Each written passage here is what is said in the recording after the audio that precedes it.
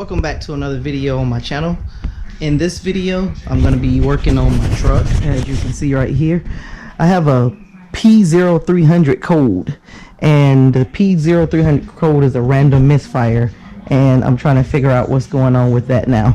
As you can see, I took the engine cover off and I took the radiator cover off. I got that sitting over here. And what I'm going to do now is the random misfire code. There are some different things that you can try. So I'm going to just make sure all my plugs are good. All my coils are firing.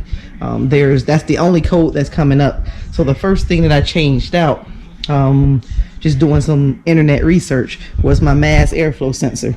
I changed that out, put a new one on right here. I put a new mass airflow sensor in there, and it's still doing the same thing. I changed it out because it was only 80 bucks, and at the time I really thought that that's what it was, so I just changed that out, and that's not what it was. So I'm gonna try some more different stuff for this video.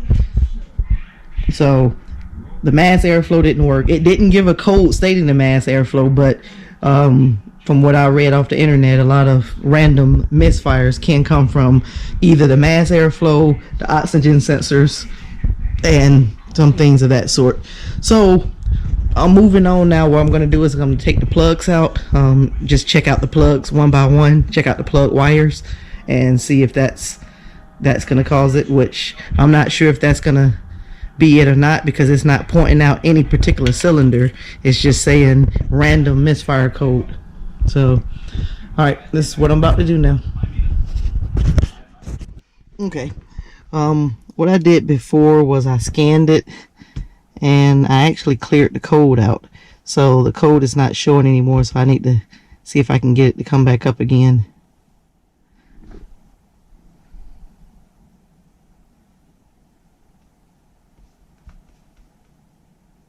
And if you can see right here, this is the code that I was getting, the P0300, which is the random misfire detected.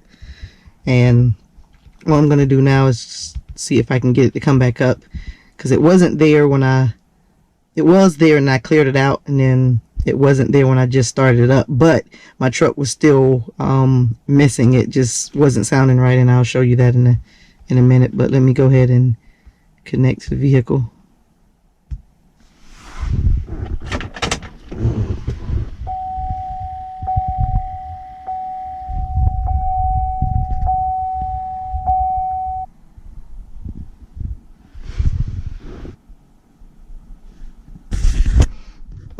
Having an issue with the scanner right now. Let's close it out and reopen it.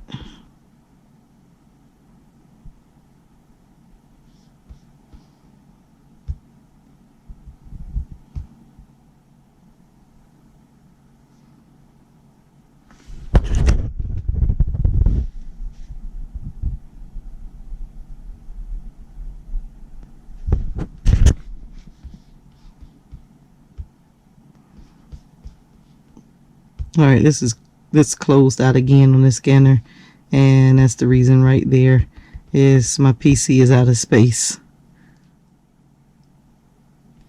which this PC sucks, so not even sure why it's out of space. So what I'm gonna do is I'll plug up the scanner that I have right here. Alright, so I got this one. Let me go ahead and switch it on.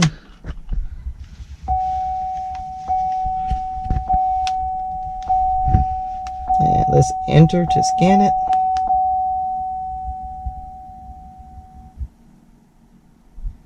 Codes found 0.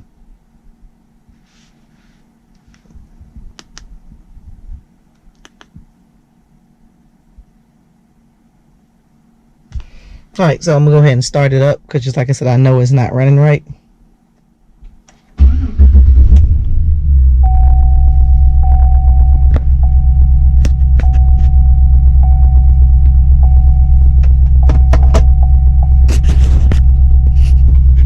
It's not running right. I'll show you, let you hear it. See, it's skipping. It's missing on a cylinder.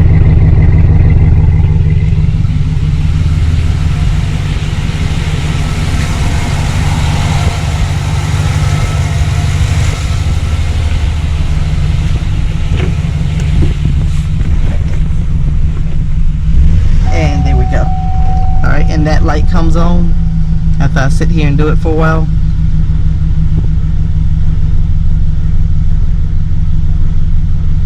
And then the check engine light should come on pretty soon also.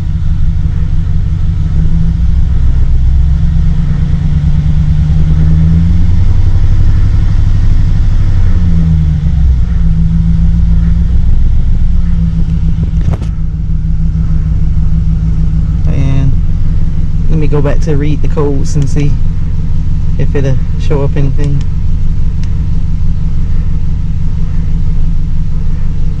Cylinder 7 misfire detected.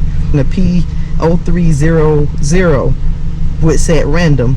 So now it's telling me cylinder 7. So that's different. So now I'm going to check out cylinder 7 and see what's going on. Okay, not sure how well you can see, but this is the firing order of a LS engine.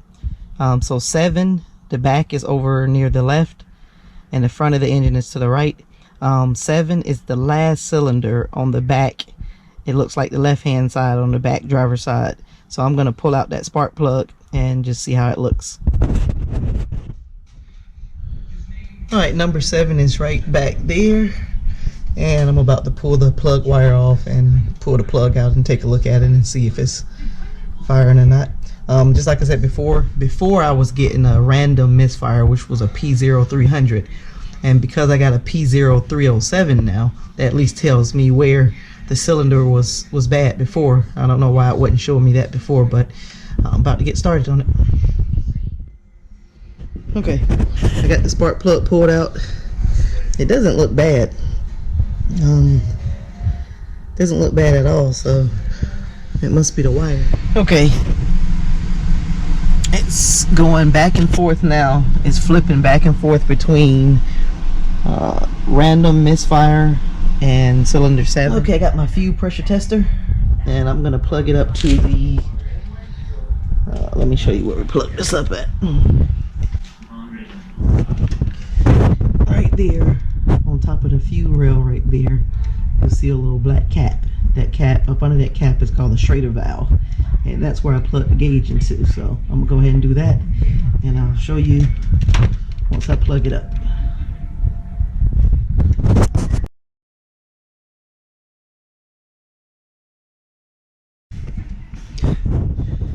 Alright, right there. Fuel pressure is 50 psi. And I think that's good. So 50 to 52 I think is good, so that's not the issue, but we can go ahead and start it up and see if it drops. Alright, fuel pressure actually went up while it's running. Like it's on about 56, and I'm going to, don't know what I'm gonna try next. Alright, so far I've changed the coil, I've changed the spark plugs, I've got new wires coming in today, but I doubt it's going to be the wires because I swapped the wires out with my GTO, so I don't think it's going to be the wires. And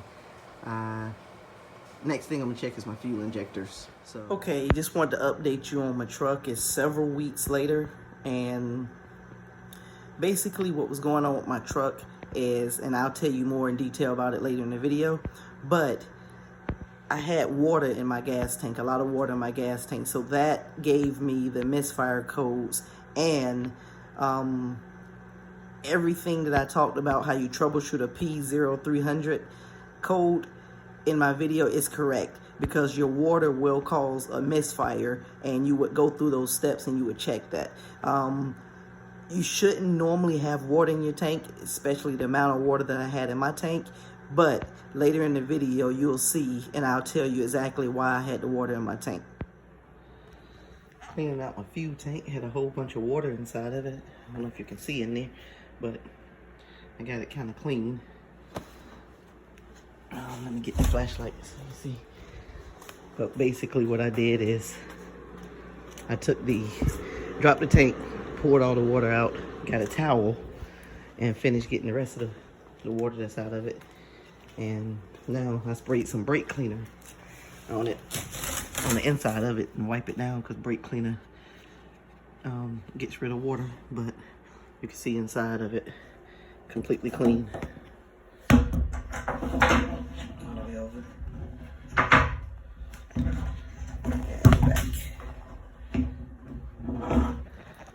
So now I just gotta wipe all this dirt and stuff off the sides, or for where the fuel pump goes. Okay, so I got the seal clean around where the fuel pump sits at, and basically let me tell you what's going on. Where the tank sits at in my truck, there's some holes in the bed for drainage, and the water was filling up on the bed of the truck and running right down on top of the pump. And when we put the pump in last time, we forgot to put the ring seal around it, and the water was just building up in here and going inside of the tank. So I had about 5 gallons of water in my tank, and so that's why I had to clean all this stuff out. So that's what I'm in the process of doing now. So I'm just about to go and make sure that all the water is out of the fuel pump and put the ring on here and seal this back up. So I guess we got all the water out of the bucket of the fuel pump when we pulled it out. There's no more water in it. So I'm just gonna go ahead and clean the top of the fuel pump off the best way I can, and then put it back in there. And again, this is a brand new fuel pump. We only put it in maybe 6 months ago. So after doing all this, there's no way I would put a used old fuel pump back in, and I would always go with a new one, but I know that this one is new, so. All right, got the fuel pump in and getting ready to go put the tank up in the truck. This is a picture of the fuel that came out of my tank. As you can see, the top layer is gas, and all that thick, grimy stuff at the bottom is water that was in the tank. And you can see it move around. So, looks like probably about pretty close to 5 gallons of water that was in the tank.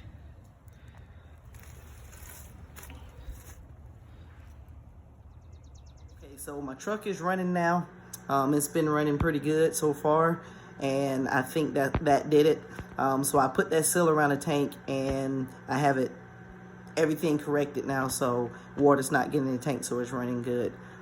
Thanks for watching. This video happened several months ago, and I'm just now trying to close it out and finish everything up. So that's why, you may notice a little bit of differences in it, because the troubleshooting happened over several weeks.